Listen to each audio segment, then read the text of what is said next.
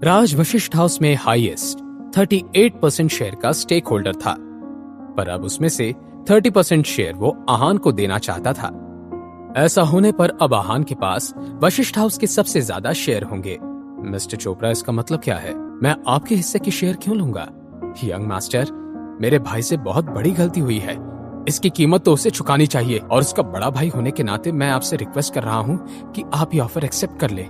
इससे मेरा गिल्ट भी कम हो जाएगा और हमारे रिश्ते भी सुधर जाएंगे। मिस्टर चोपड़ा, आपके भाई और मेरे बीच जो भी हुआ वो खत्म हो चुका है। आपको ये शेयर्स वापस लेने होंगे। आहान का सीधा सीधा ना सुनकर राज को चिंता होने लगी। राज के एक्सप्रेशंस देखकर आहान समझ गया था कि उसका अंदाजा बिल्कुल सही था। राज के दिमाग में कुछ तो चल रहा था, जिसकी वजह से वो उसे ये शेयर्स फ्री में देना चाहता था। मिस्टर चोपड़ा, इन शेयर्स की मार्केट वैल्यू क्या है? वशिष्ठ हाउस के 30% शेयर्स मार्केट की वैल्यू लगभग 30 करोड़ रुपए है, पर अगर मार्केट प्राइस बढ़ जाए तो ये रेट 10% तक बढ़ सकता है। अच्छा, तो क्यों ना मैं ये शेयर्स 35 करोड़ में आपसे खरीद लूं?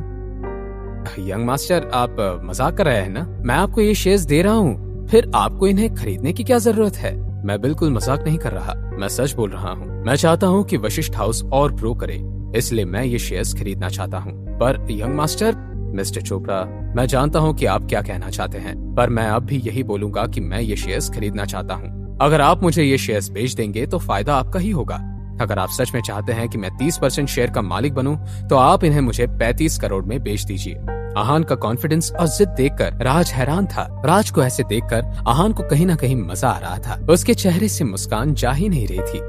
उसका इतने पैसे खर्च करने का कारण ये नहीं था कि उसके पास बहुत पैसे थे, पर यह था कि वो सच में चाहता था कि वशिष्ठ हाउस में बहुत डेवलपमेंट हो, और वो सिर्फ मनाली में ही नहीं बल्कि हर जगह उसका नाम हो। और दूसरी तरफ अगर वो 30% खरीद लेता तो ये एक तरह का इन्वेस्टमेंट होगा। अगर कभी कोई दिक्कत आती तो वो आराम से ये शेयर्स बेचकर अपना पल्ला झाड़ सकता था। पर अगर वो ये शेयर्स ऐसे ही ले लेता तो उसका वशिष्ठ हाउस से एक रिश्ता जुड़ जाता। वहाँ से जुड़े किसी भी प्रॉब्लम में उसे अपना पूरा जोर लगाना ही पड़ता।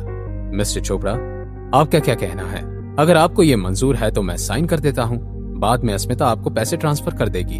आहान ने सवाल किया। यंग मास्टर, जैसा आप कहें, पर मैं आपसे पैसे मार्केट वैल्यू के हिसाब से ही लूंगा। राज ने अपनी बात रखी।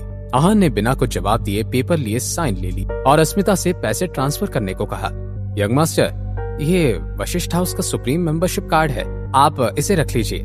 ये सुप्रीम कार्ड है, ये यहाँ सिर्फ 3 शेयर होल्डर्स के पास ही है। ये एक तरह का प्रूफ है जो आपको बताता है कि आप ज्यादा शेयर के मालिक हैं। इससे आप सारी फैसिलिटीज यूज कर सकते हैं। आहान ने गर्दन हाँ में हिला दी। तो यंग मास्टर, मैं चलता हूँ। अगर आपको किसी भी चीज की जरूरत हो तो मुझे बताइए। इतना कहकर राज वहाँ से जाने लगा।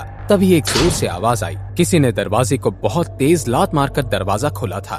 बाहर से कमरे में एक गुंडे जैसा दिखने वाला आदमी आया और जोर से चिल्लाने लगा, आहान कौन है? बाहर निकल। तुम्हारी हिम्मत कैसे हुई अंदर आने की? राज ने तुरंत सवाल किया। तुम आहान हो? मैंने पूछा तुम कौन हो और अंदर कैसे आए? गुरुजी राज चोपड़ा के गाइड और मेंटर थे। वो मार्शल आर्ट के स्टेज 2 पर थे। मनाली में उनके आर्ट की बहुत इज्जत थी। जी मास्टर, गुरुजी ने तुरंत जवाब दिया और जोश में आकर उस आदमी को जोर से धक्का दिया। वो समझ गया था कि गुरुजी मार्शल आर्ट में ट्रेंड थे। वो highest form of martial art को अच्छे से जानते थे। वो आदमी भी मार्शल आर्ट में ट्रेंड था, इसलिए वो जानता था कि गुरुजी उसके सीनियर थे। सीनियर, मुझे छोड़ दीजिए। अच्छा, अब तुम्हें छोड़ दें? तमाशा तुमने शुरू किया था, तो अब तुम ही बताओ कि तुम्हें यहाँ किसने भेजा? ब्रिज चौधरी और सुहासिनी चौधरी ने। प्लीज मुझे माफ कीजिए। ठीक है, मैं तुम्हें माफ कर दूंगा, पर एक शर्त पर। तुम्हें यहाँ जिसने भेजा है उसे यहाँ बुलाओ। इतना बोलते ही उस आदमी ने तुरंत अपना फोन निकाला। उधर चौधरी फैमिली हॉस्पिटल में थी। मॉम, अंकल का फोन क्यों नहीं आया अब तक? बेटा, तुम चिंता मत करो, अंकल ने उसे ढूंढ लिया होगा। तुम उससे अपना बदला ले लेना, तुम परेशान। सुहासिनी अपनी बात पूरी करने ही वाली थी कि उतने में उसका फोन बजा। देखो बेटा, अंकल का फोन आ गया। हेलो, मिल गया तुम्हें वो आहान? उसे लेकर यहाँ आओ। जी, आहान मुझे मिल गया है, पर अगर आप तुरंत यहाँ नहीं आई तो मैं उसे छोड़ दूंगा। इतना बोलकर उस आदमी ने फोन कट कर दिया। मॉम, क्या बात है? अंकल ने क्या कहा? वो चाहता है कि हम मनाली होटल जाएं। मुझे नहीं लगता कि तुम्हें वहाँ जाना चाहिए। ये कोई चाल भी हो सकता है।